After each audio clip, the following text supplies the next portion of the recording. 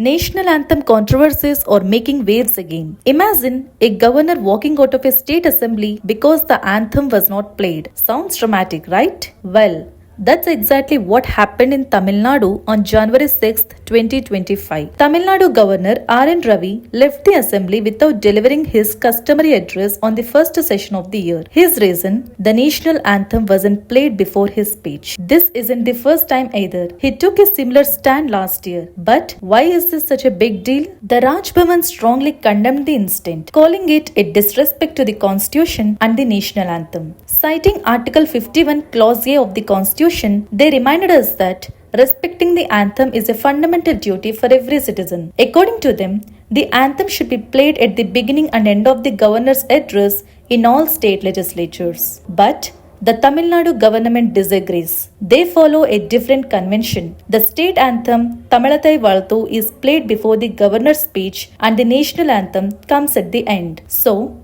who is right here? Interestingly, this isn't a uniform practice across India. For example, in Nagaland, the national anthem was not played at all for several decades. It was played for the first time in February 2021 when R.N. Ravi was the governor of the northeastern state. Similarly, Tripura introduced the anthem in its assembly only in 2018. Every state seems to have its own way of doing things. Now, here is the legal side. Article 51 Clause A of the Constitution calls for respect for the national anthem as a fundamental duty. Guidelines from the Ministry of Home Affairs list occasions when the anthem must be played, such as during parades, at formal state functions, or when the president or governor arrives. However, there is no legal mandate that the anthem must be played before or after a governor's address. It's more about convention than compulsion. In 2019, a petitioner sought legal action over the anthem not being played at a Tamil Nadu government event. But